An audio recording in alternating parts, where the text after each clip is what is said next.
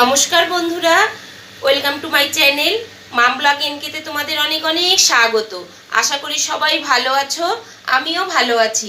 আমি আবার এসে গেছি নতুন একটা খুব সুন্দর পুরনো দিনের রেসিপি নিয়ে তোমাদের সামনে। আমি এটা কিভাবে বানিয়েছি প্রথম থেকে শেষ অবধি দেখতে থাকো। রাঁধুনি বাটা দিয়ে কাতলা মাছের পাতলা ঝোল। চলো শুরু করে দেওয়া যাক। দেখো আমি এখানে কি কি নিয়েছি। এখানে কাতলা মাছ আমি 4 পিস নিয়েছি, আর আলু একটা মাঝারি সাইজের আলু আমি ঠিক এইভাবে কেটে নিয়েছি। আর এখানে কিছুটা নিয়েছি বিউলির ডালের বড়ি, তোমরা মটর ডালের বড়িও নিতে পারো, তাতে কোনো অসুবিধা হবে না। আর এখানে 3টে আমি কাঁচা কলা ঠিক এইভাবে কেটে হলুদ জলে চুবিয়ে রেখেছিলাম যাতে কালো না হয়ে যায়। আর মশলাই আমি নিয়ে নিয়েছি, দেখো 1 চামচ, ছোটো চামচের 1 চামচ জিরে নিয়েছি, 1.5 চামচ নিয়েছি রাঁধুনি, 4টে কাঁচা লঙ্কা নিয়েছি। এই দিয়ে আমি রান্নাটা সম্পূর্ণ করব। দেখো আগে সব মশলাগুলো আমি শিলপাটায় দিয়ে দিচ্ছি। শিলপাটায় দিয়ে আমি এগুলোকে খুব ভালো করে মিহি করে পিষে নেবো। মিক্সিং জারে দিয়েও পিষে নিতে পারো, তাতে কোনো অসুবিধা হবে না, তবে শিলে বাটার স্বাদটাই অন্যরকম, তো তাই আমি শিলে বেটে নেবো। চলো আগে তাহলে দেখাচ্ছি। দেখো ওভেন জ্বালিয়ে ওভেনে আমি কড়া বসিয়ে তেল দিয়ে দিয়েছি। তেলটা আমার গরমও হয়ে গেছে। এবার মাছগুলো আমি সব ভেজে নেব। খুব একদম কড়া করে কিন্তু ভাজবো না। একটা পিঠ আমার ভাজা হয়ে গেছে, মাছগুলো এবার আমি উল্টিয়ে দেবো।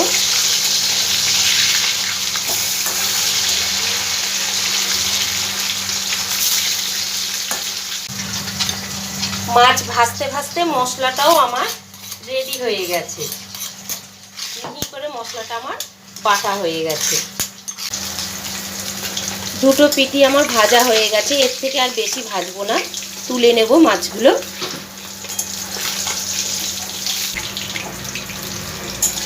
এবার এই তেলটার মধ্যে আলুগুলো একটু আমি ভেজে নেব।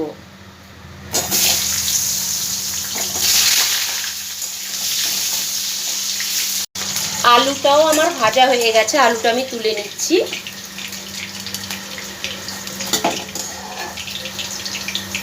এই তেলটার মধ্যে আমি বড়িটাও ভেজে নেব। তোমাদের এই অবধি যদি আমার রেসিপি ভালো লেগে থাকে তোমরা লাইক কমেন্ট শেয়ার করে দেবে, আর এখনও যারা সাবস্ক্রাইব করোনি সাবস্ক্রাইব করে দেবে। পাশে থাকা বেল আইকনটা কিন্তু ক্লিক করতে ভুলো না বন্ধুরা, তবে আমি নতুন নতুন ভিডিও আপলোড করলে সবার প্রথম তোমাদের কাছে নোটিফিকেশান চলে যাবে, তোমরা দেখতে পাবে।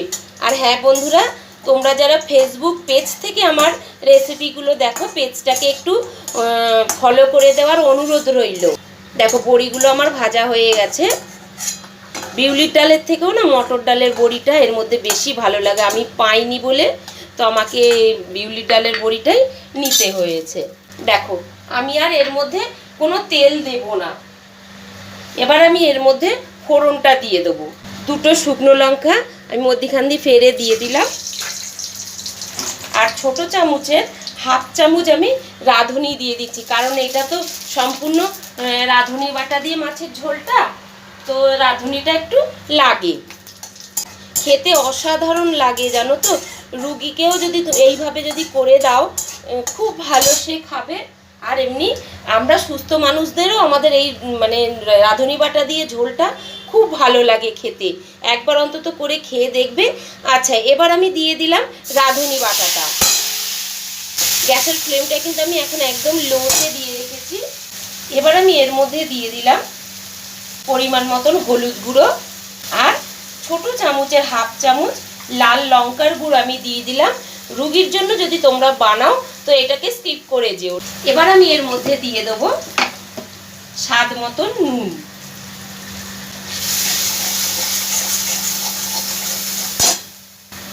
একটু জল দিয়ে মশলাটাকে আমি ভালো করে ভেজে নেব যাতে কাঁচা গন্ধটা না থাকে।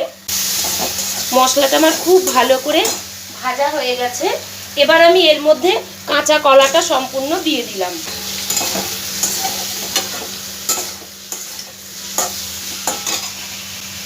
একটু এর মধ্যে জল দেব অল্প পরিমাণে।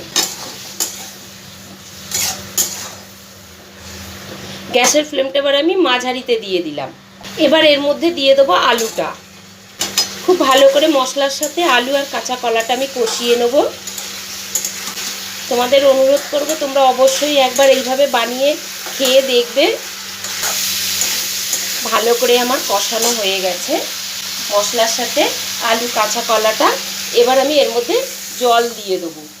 তোমরা উষ্ণ গরম জলও দিতে পারো আর নর্মাল জলও দিতে পারো, কোনো এতে অসুবিধা হবে না। আরও একটু আমি জল দিয়ে দিলাম, কারণ এটা আমি ঝোল ঝোল রাখবো।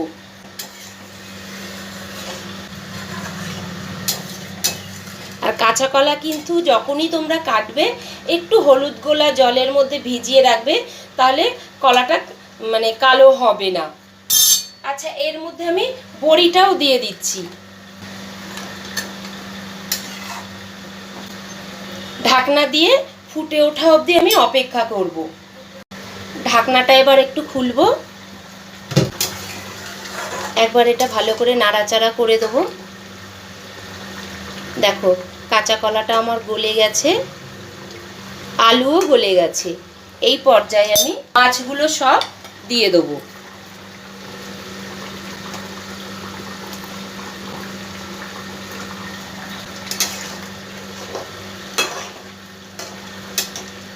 আরও 1 থেকে 2 মিনিটের মতন আমি ঢাকনা দিয়ে ফুটিয়ে নামিয়ে নেব।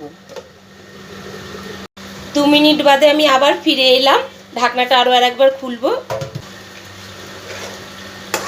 দেখো বন্ধুরা, ফাইনালি আমার রাঁধুনি বাটা দিয়ে কাতলা মাছের ঝোল রেডি হয়ে গেছে। আজকের মতন এইটুকুনি থাক বন্ধুরা, টাটা।